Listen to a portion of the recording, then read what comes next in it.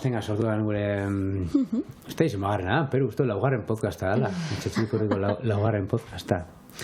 Eta gorko honetan aisialdi zitzaian inguruan itzingo dugu, eta horretarako Euskal Herri mailan referentiren bi elkarte gonbidatu ditugun arrasatera, Txatxilikurriko podcast berri honetara. Itoitz Serna eta Ainhoa Pinedo. Kaixo, ongi etorri. Kaixo, egunon. Egunon. Zer iritsu gatzu hau? Ondo, oso ondo. Bai, olako rekurso bat eukitzia mundiala. Aukera asko maten ditu. Eta aukera hori baleatu ginoen, Txatxilikurretik, horienak eskinetako aukera hau, gai ezberdinak mai gainean jartzeko, eta gai ezberdinen ingola hausnartzeko, patxadas, lasai, ingo presiño gabe. Eta gorko honetan aizialdi zitzaia orokorrean laitz potoloak, baina, bueno, aldurraten saiatuko gazenak, irutzen magatzea. Ainhoa, Itoitz, lehengo eta behin aurkestia nahiko nuka, aurkestia zeuek pertsonak. Zein da, Ainhoa, zein da Itoitz. Bueno, baina Ainhoa naiz, Zarauztarra, 31 urte dazkat, eta ikasketaz gizarte zitzailea eta pedagogoa. Orduan pixkat horri biltzen naiz. Hezkuntza ez formalan zurrunbilo hortan, sartutaia urte batzuk bai. Bale, zimat urte ez denen? Ba ez denen egonkor 7. Aurretik 3 urte honitzen ikasten un bitartean ebai lanean, aurten 10garrena izango dela, baina bai, batzuk bai. Erki, eta Itoitz. Bale, bani Itoitz Bilbotik, eta berez lehen hezkuntzako gradua ikasi nuen, baina, bueno, oraindik ez naiz irakasle izan. Bai gaztetatik hasi nintzela klase partikularrak ematen, eta zitzaile bezala, eta, bueno, gaur egun urtzintzan lanean. Urtzintza eskola Bizkaitik, eta esten Gipuzkoatik. Agian, entzule bibe bai, esan behako zau, zer lehen Urtzintza Bizkaia eta Urtzintza Gipuzkoa zinaten, baina zin da honen atzen da hon historia. Bueno, igual zuk dakizu beto. Sorreran bai elkarrekin, Nafarroan ere badau Urtzintza, bai. Baina gero egia da, bakoitzak bere bidea itezula, eta guk bai ikuste genula, nasmen handi bat sortzezula Gipuzkoako Urtzintza, Bizkaiko Urtzintza, eta bestalde ikuste genuen gizartean, eta gero pentsatzetateako alagaiare bai, baina aisialdian inguruko iritzia, edo ez zitzailean inguruko profesionaltasun hori nahiko kolokan da hortan, edo indarra inberdeun hortan, iruditze zitzaigun izena beak eta iruditegiak eta etzula laguntzen. Orduan erabaki genuen izen aldaketa bat itia, marka aldaketa bat bere osotasunen, eta orduan ez den aisialdi euskaltzalea jarri genuen izena bizen bezala. Eta hasieran salto handia izan zen, egia da, urduritasuna ere suposatze zigula, ze urtsintxak urte asko inditu urtsintxa bezala, eta esperientzia asko eman digula, orduan, guk jarraitu dugu bertako esperientzia hori aprobetxatuz gure egitasmoakin eta aurrea, baina hain bai ez den bezala. Itxura eta forma alatu gatzue, zuen egitasmoa, baina oinarrian berdina egiten. Bai, oinarrian bai. Eta lehen hori ari gara berreskuratzen pizka batez, harreman hori, eta bai. Bai, Urtzintza, Txatxilipurdi, dana, animalitzoa. Bueno, agian azkenengo urtetan, bai bat egin dugula eragile ezberdinok, proiektu ezberdinetan, eta kasu honetan gururok oinarrin baitan batzen gaz, gero sartuko gaz, baina hezkuntza ulertzeko modu bat, aisialdia ulertzeko modu bateratu bat bai konpartitzen dugulako. Jongo az pixkate baramanan aurkezten esten eta Urtzintza eskola. Hasiko az igual Bizkaia aldetik? Venga, perfecto. Hori, bueno, ya egin da zuzarrera, ez? Urtzintza, bez da, Urtzintza eskola, ez? Elkarte bat gara, eta hor, bueno, proiektu ezberdinak ditugu. Alde batetik dekogu eskola, hor, begirali ikastaroak, zuzenari ikastaroak eta bestelako formakuntza batzuk eskaintzen ditugula, eskola, badidez irakaslei edo ezitzaiei, baizialdi taldetako ezitzaiei, eta gero beste aldetik baditugu proiektu desberdinak. Eta, bueno, proiektu horietan balore batzuk lantzen dira, orduan horren araberako arloak ditugu urtzintzan, ez? Badugu gaur egun martxan ditugunak dira parte hartzeko arloa, euskara, eta feminismokoa. Eta gero, bueno, pues badago komunikazio arduraduna ere, gero diru kontuak eramaten dituzten arduradunak, orduan, bueno, horrela antolatzen gara. Eta hori, proiektuak mota askotarikoak dira, izen alda eskola batean egiten ditugula eskidetza saioak edo eskidetza lantzeko saioak, gero ere euskara lantzeko eta indartzeko saioak ere, bueno, patioa aldatzeko proiektu bat ere badugu, gauza asko, ez, beti gure lan honetan oso anitza eta desberdina, baina, bueno, beti ere, hori balio batzuen baitan egiten dugu lan. Oso ondo, eta urtsintxatik estenera? Bale, esten Aixialdi Hezitzaile Euskaltzalean lan iteun elkarte bada, eta pertsonan garapena oinarri dakaen heziketa prozesuak diseinatzeitugu, kudeatu eta garatzeitugu, betire euskeratik eta euskeraz.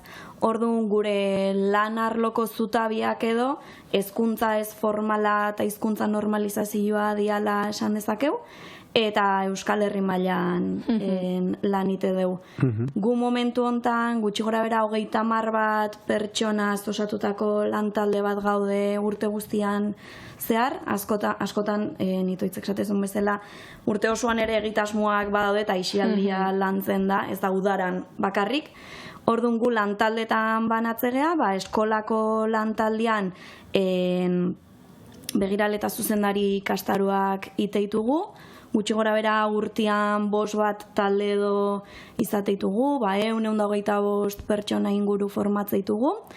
Gero heziketa aktiboko lantaldean gaztelekuak kudeatzeitugu urte guztian zehar, Jaizkibelen piratan etxean egonaldiak iteitugu eskolakin eta udalekuak ere kudeatzeitugu bertan, gure udaleku itxiak.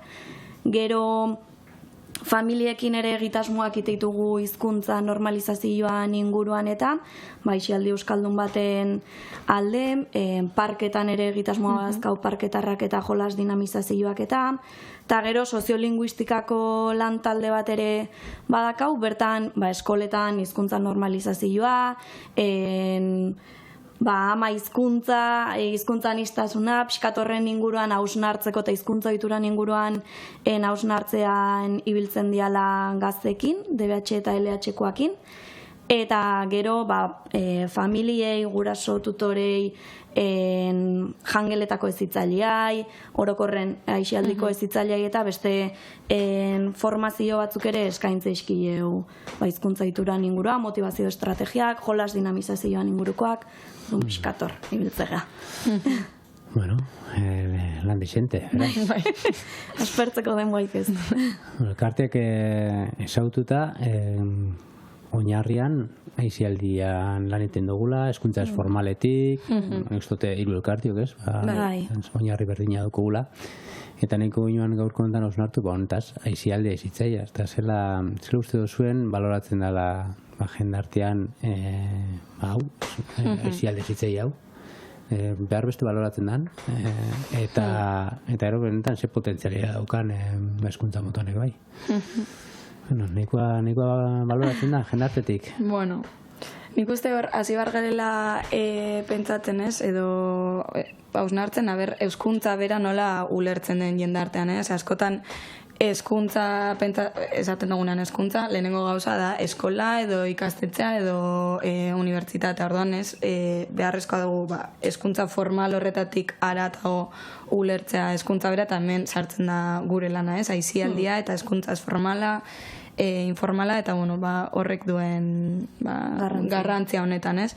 Orduan, behin hori ulertuta Aixialdia hezkuntzaren barruan kokatzen dugula, hortik igual hasiko gara, ez, ulertzen benetan ze ekarpen egiten duen, eta baloratzen. Askotan hori, zerbitzu gisa bakarrik ulertzen da, ez? Ondo pasatzen ari gara, eta listo. Eta horren atzan dagoen guztia, Bagoiaz poliki apurtzen hori, hau da, hezkuntza eskola da eta beste guztia beste zerbait da. Bagoiaz poliki apurtzen hori. Nik uste baietz, pandemian egia da, aitortza txiki bat edo nor argitxo bat piztu zen, aisialdiak zekan garrantzia, azkenen etxian ginean, eta hortik kanpoa ez genekan ezer. Orduan nik uste pandemia garaian eman zitzaiola balio bat, baino, gizarteak oraindik zuk esatezen bezala hezkuntza formala ulertzean hortan, oraindik lan asko da hoiteko, eta askotan entzute deu, nik inguruan behintzat, eskezuek jolastu itezue. Bai. Jolasa, bai, baina eske jolaste deu helburu batzuk lantzeko, balio batzuk lantzeko, jendia ezteko, ez da baloi bat hartze deuta, ja. Azkenen gu aurretan erabekin da gaztekin gabiltza egunerokotasunean, bakoitzak bere motxila daka, eta horrekin kudeatze dugu, azkenen ezitzailea gea. Hori da. Eta hor dago askotan, salto hori begirale eta ezitzaia askotan guri bebe gertatzen zaigu. Bueno, zuen lana oso divertigarria izan behar da. Bueno, izan alda, baina bada, baina, bueno, aitortza bat bai egin bazaio eta, bueno, pues balioan jarri ere. Nik uste jolasa ez da hola ikusita ezteko tresna bat bezala. Eta kriston tresna hona da. Orduan horrei balioa ematia ere kostatzea, ustez gaur egun. Bai. Dibertsioatik aratagore, badalako. Bueno, jolasen gaixak beste podcast bat esko. Bai. Beste meloi bat. Jolasa tresna da, la jolasa bere baitan da jolasa. Bueno, kontzen debate politxa. Egingo ginoan hemen. Dala, gure lanak baduka zerbait, joan hezkuntza formalak ez daukana, eta hori aldarri ero bentzaten mai gaina jarri behar dugula, ez? Aisialdi zitzaian edo hezkuntza ez formalean, gure esparruan, ez dauku eduki batzuk. Daukuna balio batzuk sustatzeko asmo, gogo, borondatea eta helburua. Eta horrek kriston aukerak eskaintzen duzko. Eta bestalde batetik gozamena daukula oinarri, ez? Dudi gabe. Ez da egite zera bizio zuen hori zuen egunerokotasunean. Bai. Azkenean zaila da ere, hori pentsatzen dozulako ez haudela ezer lantzen, eduki bat, baina, bueno, ari gara pilo bat eduki benetan lantzen, eta hor, mila ez galderari erantzuten, 1000 ekarpen edo egiten dizkio aizialdiak hezkuntzari, jendarteari, eta ez dakit. Eta erabiltzen da metodologiare, bai, azkenen dinamikan bitartez lantzen deunen, harremanak ere beste modu batea sortzen dira edo daude, jendian prestutasunare bai, gai batzuk lantzeko nik uste hezkuntza formala aldaketa bat ematen nahi da hortan, oraindik estrukturalki askoz zurrunagoa da, rolak oso zehaztuta daude, botere harremana ere irakasletatik ikasletara, ikasleen arteko lehia hori, eta aisialdian, balioetan ez den deun momentu hortan, beste realidade bat topatzen dugu. Jendia aske da, gauza asko puskatu iteia harreman edo botere horiek, orduan horrek aukera emateigu hezkuntza formalean ite ez dian beste gauza pila bat praktikan jartzeko, eta Bai, eta horretan esaten dozunez, askatasun horretan norberaren izaerak bebai hartzen du piso handia eta errespetatzen da benetan. Eta, norberaren hori ez, garapena, lehen zuk esan duzun bezala, hori errespetatzen da eta bultzatzen da garapen hori benetan, ere aizialdiak bere espazio, bere mugak eta bere utzunak dituela, baina, romantizatu barik, baina norbanako izaera hori, benetan garatzen dela. Eta gozamenetik, betire, no? Nik uste askotan hori dala, bizipenak sortzen, izaten, orduan hori, oinarri toloa da. Bai, harremanak aipatu duzu, eta igual, harremanak di, hain zuzen gure lanan oinarri, ez? Bai. Aurrekin, nerabeekin, familiekin okildun harremanak, eta igual hor jartzen da foko, igual beste esparru batzutan jartzen ez dan foko hori, ez? Harremanak zelakoa dira, osasuntxua dira, eta osasuntxua izateko zer egin behar dugu, ez? Beste meloi badaude bai, Eta zaindu biharrekoa, askotan oso gizarte individualistan gaude, eta nik uste eta aisialdian oinarria badala talde izaera hori, orduan norbean pribatutasuna lekua errespetatu, baino talde bezala ere nun kokatzenean lantzeko, askotan guk gure beharretati bakarrik ikusten badeu kostatzen zaigu bestian beharrak ere ulertzia eta laniteko garaian ere komplikatzea egoera. Bai, eta etxe bakoitzen daun egoera. Bai, eta horbe bai, azkenan beharrezkoa izaten da, eremu desberdinetako eragile eta agentekin lan egita, ez? Ba, igual, hemen gaudenon artean oso erreza da harremantzea, baina gero, ba, hori harremanetan jarri barzara, ba, igual, hori, familia elkartearekin, edo... Gizarte zerbitzuakin. Hori da, edo irakaslekin, edo, bueno, bestelako eragile eta, bueno, herri mugimenduko zein bestelako kolektibo edo taldeekin lan egiten dugu, orduan horrek bai ematen dio beste bai izaera bat eta... Nik uste hor oinarria badala, oinarrin herri zitzaile filosofia hori beharrezkoa da, eta aisialdiak realidade hori jartzeula mai gainean gure partetik, hezkuntza ez formaletik.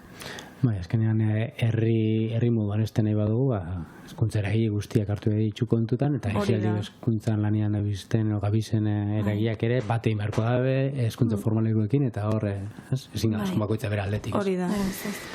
Bueno, markoa jakokatuta, zertan gabizen lanean, zertan jartzen duen hori. Claro, lanitu zerbait edarako, eta ipatu zu ez balio batzuk lantzeko, eta botak itxut batzukola, ez? Eta bakoitzak emongo luke podcast batzutarako.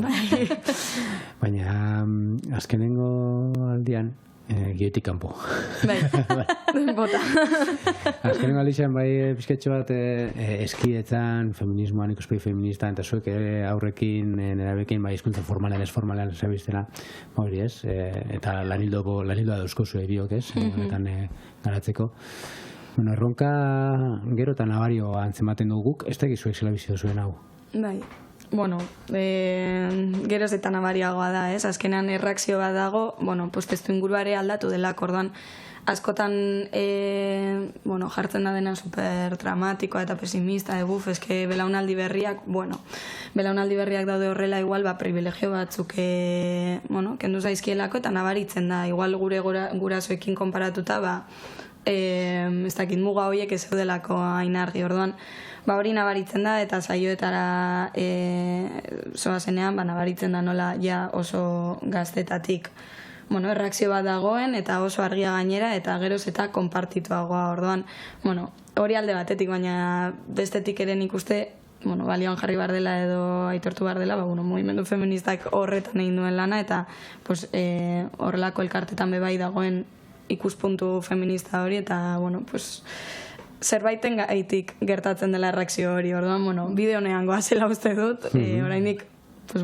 lan handia dago, baina, uste dut ulertu behar dela testu inguruan, ez? Askotan, jausten garelako, hori diskurtso simplista batzuetan, edo, eske orain dia supermatxistak, ez? Horre... Jendartea berez da matxista, hori da, eta horbe bai fokoak entzeko, eta erruduntasun hori, eta, ez jausteko hor, nietzako trampa batzuetan, beste belaunaldiak ere badirelako horrelakoak, edo igual txarrago, orduan, lana badago, baina...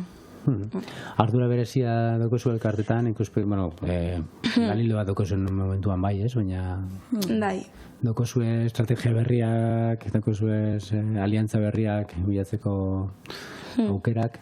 Bai, hori, azkenean testuinguru aldatzen doan enean, ere gure proiektua, gure dena aldatzen goaz, ez, justo lan honetan, eta, besteetan bezala, beti horreten gabe moldatzen eta formatzen egon behar gara, orduan, behar dugu estrategia berria, eta horretan ari gara, baina zaila da ere.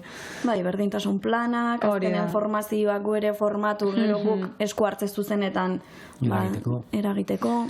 Erreferenteak, ez da, azkenean esaten daunak, ez zitzaia aurre zitzailen dabe harreman horretan, erreferente positiboak lortzea, eta erreferente positiboak izateko, hausnarketa behar da, jakintza behar da, esperientzia behar da, eta hor ratxetan kasartzea behar dira bai, eta... Bai, praktikatik ikastea, hori egia. Hoxen eskidetza eta hoxen, gure egitasmo feministak abertzela bilakatu aldien, poliki. Hizkuntzan gaixa, 60 Maritxatxilipurti esten edo urtsintxa eskolai, batzen gaitxu gure aizialdi egitasmoen edo gure proiektuaren oinarrian hizkuntza badaula. Eta batzuk adibidez hortarako jaio ginen. Ez dakit zuen realitatea zein dan, eta zela eragiten dagoen honek zuen lanean. hizkuntza bizi berritzeko egitasmoak, hizkuntza berpisteko egitasmoak dituzu eta zela gauzatzen duzuen hau. Bai, guk bai uste deula, gure lan arlotako bat hizkuntza normalizazioa da, eta aisialdia momentu eta eremu egokia dela erabileran eragiteko. Batez ere, aur, gazte eta familiak bai hizkuntza ohitura berriak sortzeko, hausnartzeko, gaztekin ere askotan lantzen deu zer eragindakan hizkuntza hautuak, hizkuntza bat edo bestia hautatziak, horrek hemendik urte batzuta zer eragin izango gun, ze ematen digun hizkuntza bateke bai, orduan lana dago, eta azkenen sare sozialek eta gaztiak kontsumitzeituen edukiak eta lan gehiago behen autua dela eta hor bai sortu iguela beste behar bat lantzen jarraitzeko, baina esate zenun bezala hausnarketa da oinarria, orduan ez dugu ezer lortzen diskurtso batekin jun, behaiek ez badue aurrenengo pertsonan ikusten, bizitzen, orduan lana bada. Bai, azkenan erronka bat da, ez? Eta erronka bat, zuk esaten duzun horretatik ez jausteko derrigortasun batean, esaten duguna, ez? Euskara altzor bada, zaindu behar da, bai, bada, baina, nola egin aldugu benetan aurreta gazteekin konektatzeko, eta hori esperientzia positiboen bitartez egin behar dela. Zer bestela, ikusiko dute, ez? Derrigortasun bat bezala, eta kerrollo, hau da klaseko gauza, askotan horrela ulertzen dela euskera, orduan, hortik ateratzea... kontrako jarrera lortzeko. Orduan erronka bada. Horrela esango nuke. Eta karaguri zigaz arrasaten, baiara hontan, edo Sarauto Nostin, eta horralea da daukogu.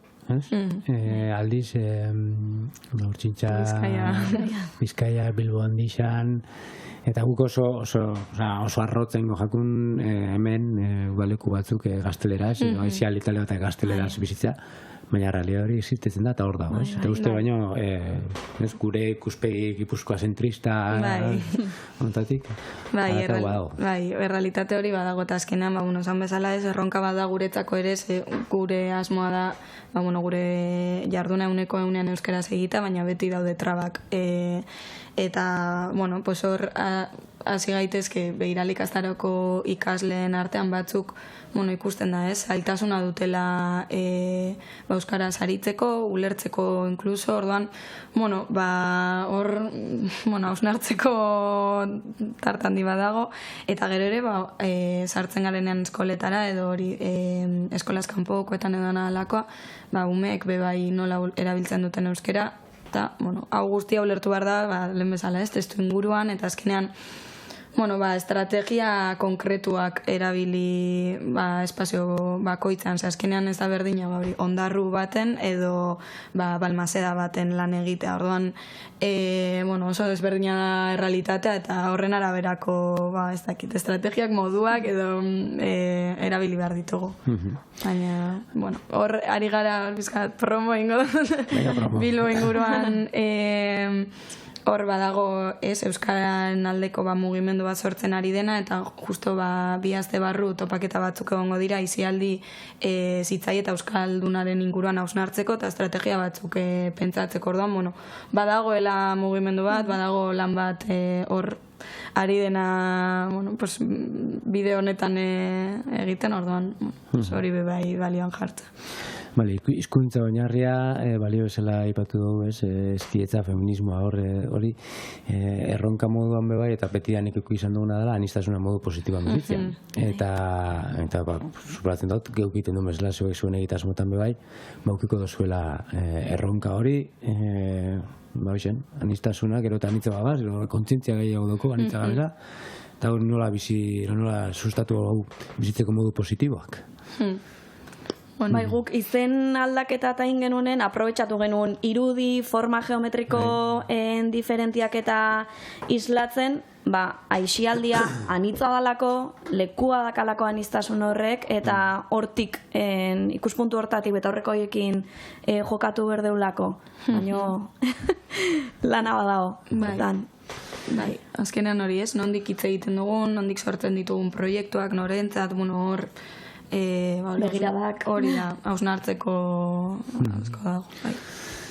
Bueno, hezkuntza ulertzeko modua, feminismoa, hezkidetza, aniztasuna, hizkuntza oinarriak. Bueno, bagoiaz, poliki, bakoitzak, esamezla podcast bat eskaini beharko dugu. Bai, orduak eta orduak. Hauzen hartu eta erosta hauza, bale, eta hau zela egiten da egunerokotasunean, zela egiten da gure eguneroko jardun ezitzai horretan, eta ze tresna ditugu, eta ez da egite guk beti izaten duguna, gure tresna nagusiak guk garela. Ezitzaia berak diela, eta hori zaindu behar dugula, ez. Dana dela, zuek egitasmo mordoska dituzu, eta gorko podcastea behin egin joan baliatzateko bitu, goitako bat aukera hartuko dugu, eta bat aurkeztu, bat ezagutu.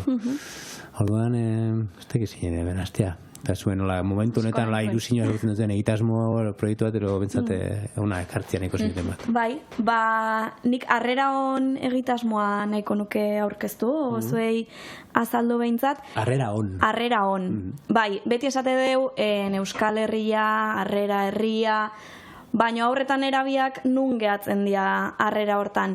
Orduan, urte batzuk bagoaz tolosaldian garatzen, Euskal Herrira iritsi berri dian aurretan erabiak euskerara modu xamur, gertuko eta ludiko baten gerturatzeko egitasmo bat burutzen, eta gero tokian tokiko baliabideak ere ezagutarazten. Momentu hontan 6 urtetatik 12 urte bitarteko aurretan erabekin gabiltza, 2 adintarteka banatzea beharrak ere ez dialako berdinak, 6-9 urte bitartekoak eta 9-12. Orduan, jolasan bidez eta hizkuntza jolasak diala eta elkarrezagutzeko jolasak diala eta aniztasun hori aintzat hartuz eta aldarrikatuz ekintzak eta iteitugu, astian behin 2 orduz, ez hitzaldiakin eoten dia, eta asmoa da, behaien herriko baliabideak ere ezagutzia. Liburutegia daola, guazen liburutegia ezagutzea, txartela berdala, guazen txartela ateatzea, herri bezala ere, dazkan baliabidean artean, parkiak eta plazak dazkau, ordiala harremanak sortzeko lekua ere, orduan askotan iritsi berriak dianen, behaien auzoko parkia ezagutzeu eta hor gehatzen dian hortan, guk aprobetxatzen ditugu ekintzak ere herriko txoko diferentetan itia, ezagutzen juteko, parke plaza ezberdinak, harremanak sortzeko, eta horrekin gabiltza. Proiektu polita beharrezkoa, eta... Erronka gero eta herri segregoak ditugula esango nuke, eta nola apurtu hori, ez? Eta nik uste guk hor... Eta aizialdian... Bai. Gure guke zerbitzu ezberdinak daten ditu, eta gure ludoteketako ikuste bestik ez da. Honeko 80-tik gora etorkin ezen malabak dia. Bai. Kontu da hor erantzukizun badukuna gu geuk euskal bizi nahi dugunak edo herri anitz bat bizi nahi dugunak, modu positiboan, ez? Holako egitasmoekin, saiakerak egin beharko ditu. Bai. Bueno, familia hon, ez denen egitasmo bat, urtsintxa joangoaz, ez da izeneko zinuke nola... Bai, saia egin zaita aukeratza, zeuri, azkenan ditugu asko, eta, momentu batzuetan batzuk hartzen dute garrantzi handiagoa beste batzuk baino, baina, orain, ikasturte honetan eta aurrekoetan bai ibilizan gara hori lehen aipatu dan bezala patio eraldaketak egiten, baina ez patioa aldatzen horrela ez, egun batetik bestera prozesu parte hartzaile baten bitartez egin nahi dugu, eta hor lehen aipatu dugun bezala ere hezkuntza formalarekin batera, irakaslekin eta noski aurre edo gazteekin, ikaslekin haien beharrak eta nahiak erdigunean jartzen. Orduan, uste du dela proiektu interesgarria salto egiteko, aizialdi edo hezkuntza ez formal eta formalaren arteko hori elkarlan bat sortzeko, eta gauza asko utzi aldituela agerian, eta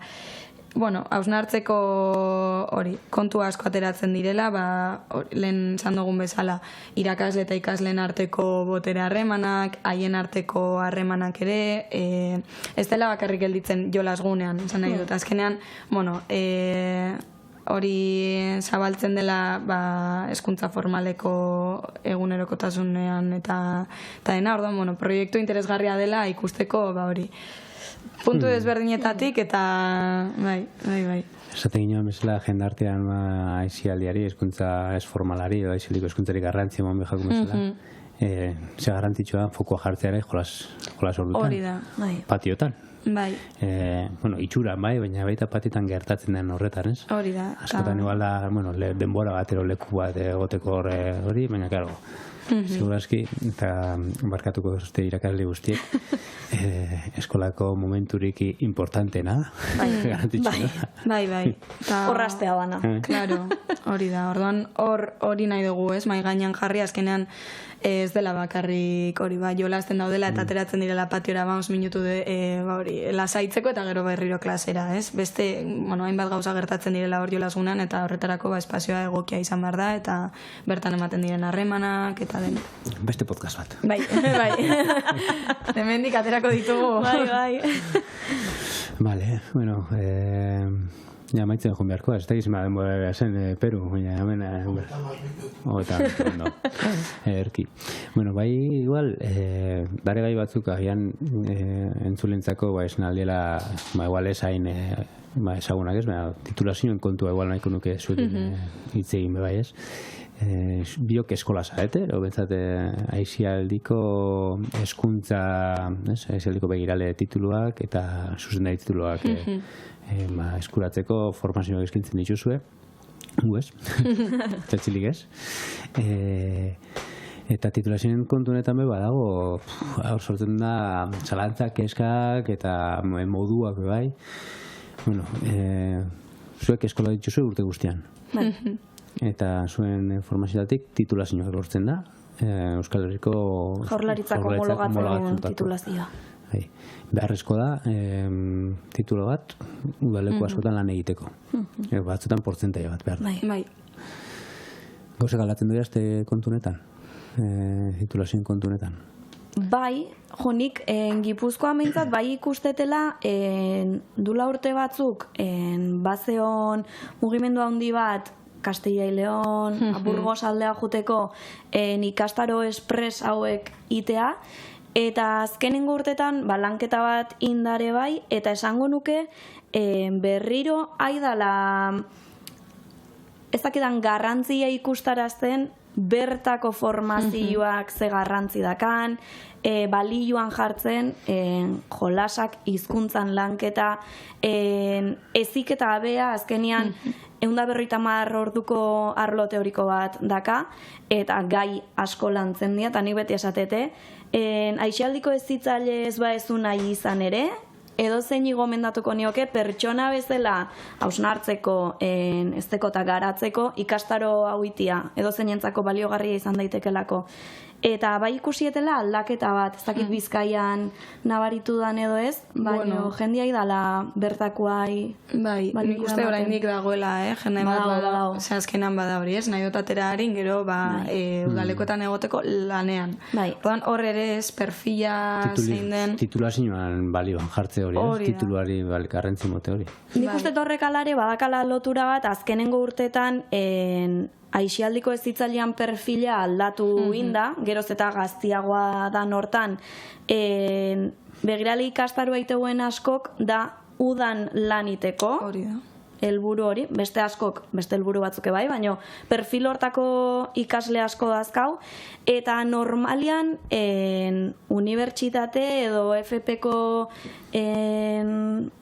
kursua inbitartian izatean lan bat da. Leno bai jarraitzen genula, eta guk, bengauden hontan, jarraitze deu aixialdian lanian, baino geroz eta gehiago ikustea, behin ikasketak bukatu ituenen, ja ikasi duen profesionalak dian arlo hortan zentratzen diala. Esango nuke, lotura zuzena dakala, aixialdiak ez dala profesional bezala ikusten, eta horrek eragin zuzena dakala.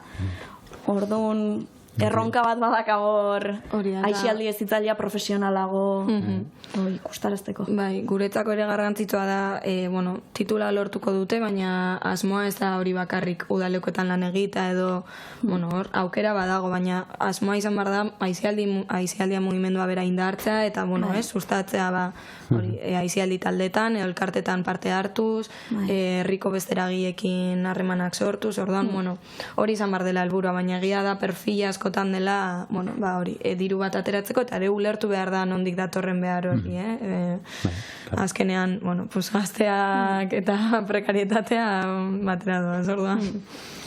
Bai, esaten gauzak aldatzen da biztela, alde batetik badagolako hor, ez, beste, igual, EAen dagoen realidade bat ez dago beste komunidadetan, eta, Gaztaro Express horrek danak bateratzen dira, eta, bueno, egun batzutan batera intensibo egiten lanketa horrek dare beste leku batzutan, eta ere beste batetik, lanbide heziketak bai, ikusi dugu azkenengo urtean usteot, sartu da bela bai, aisialdi begirale titulua beraien titulazioetan ere bai, ez?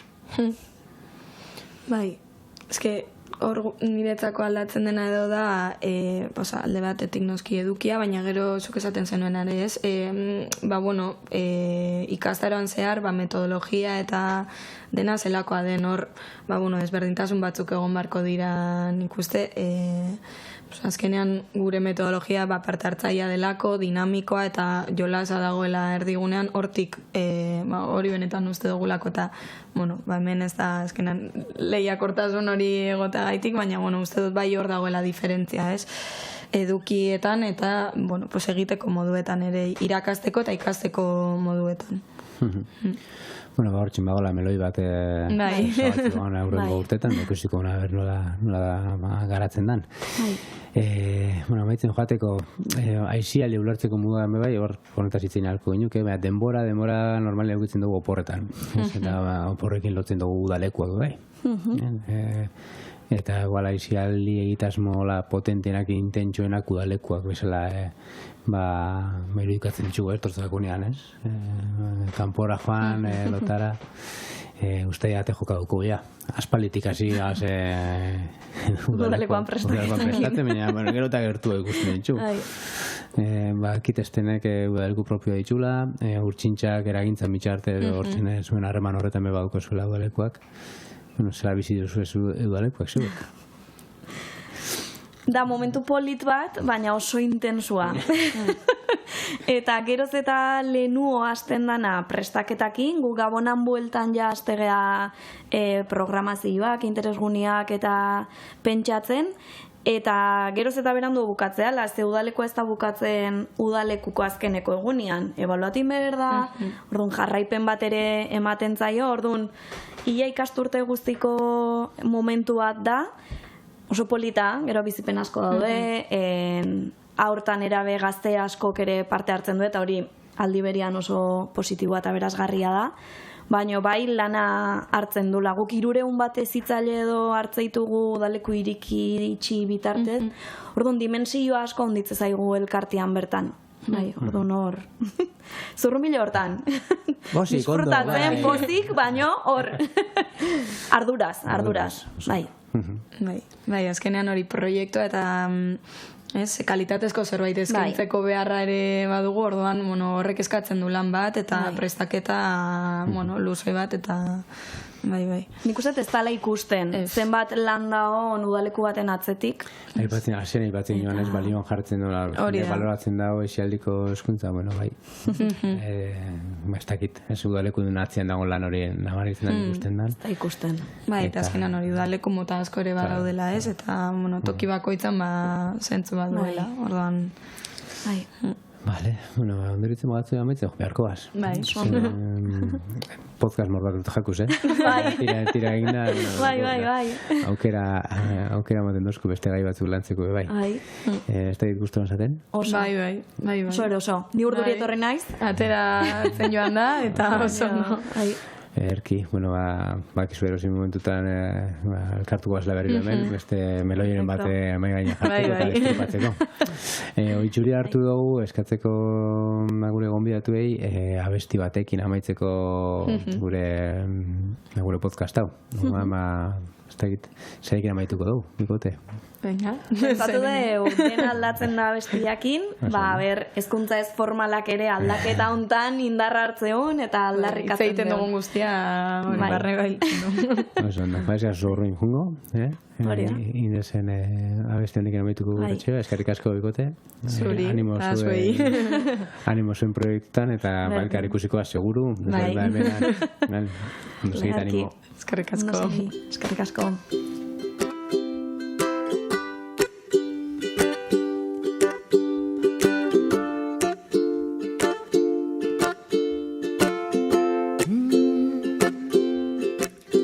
Aldatzen da azalekoa, muina ere aldatzen da pentsaera, mundua den aldatzen da, klima aldatzen da aroz, eta taldeak zelaiz, den